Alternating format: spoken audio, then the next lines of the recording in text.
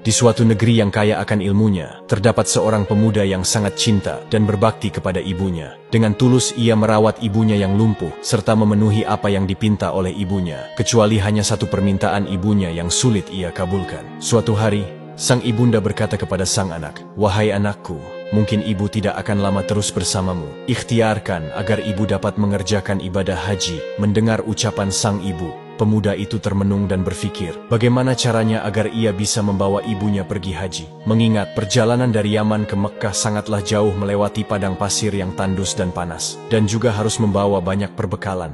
Dengan tekad yang kuat, ia membeli seekor anak lembu untuk dijadikan latihan. Ia menggendong anak lembu tersebut naik turun bukit, hingga lembu itu dewasa. Dan otot-otot di badan pemuda itu semakin berisi dan kuat bertenaga. Sampai musim haji tiba, pemuda itu bersiap menggendong ibunya dari Yaman menuju Mekkah untuk melaksanakan ibadah haji. Dengan rasa cinta kepada ibunya, ia rela berjalan kaki di tengah padang pasir yang tandus dan panas, semata-mata untuk memenuhi permintaan sang ibunda tercinta. Tibalah mereka berdua di tanah suci. Pemuda itu terus menggendong ibunya mengelilingi Ka'bah. Dengan rasa haru dan bahagia, sang ibu terus menangis melihat bakti anak terhadapnya. Di depan Baitullah, sang anak berdoa, "Ya Allah, ampunilah dosa ibuku." Dengan heran si ibu bertanya, "Bagaimana dengan dosamu, wahai anakku?" "Dengan terampuninya dosa ibu, maka ibu akan masuk surga. Cukuplah ridha dari ibu yang akan membawaku ke surga." Dengan karunia Allah, pemuda itu sembuh dari penyakit kulitnya, dan bekas belang di tubuhnya pun hilang, kecuali hanya tinggal selingkaran saja di tengkuknya. Hari demi hari berlalu, pemuda itu berkeinginan untuk menemui Rasulullah di Madinah. Namun ia tidak menjumpainya karena Rasulullah sedang berada di medan pertempuran. Dengan berat hati pemuda itu berpamitan kepada Sayyidah Aisyah dan menitip salam untuk Rasulullah Shallallahu Alaihi Wasallam. Ketika Rasulullah pulang dari peperangan, beliau mendapati salam dari pemuda itu, kemudian berpesan kepada Umar dan Ali, "Suatu ketika apabila kalian bertemu dengan dia, mintalah doa dan istighfarnya, karena dia adalah penghuni langit, bukan orang bumi.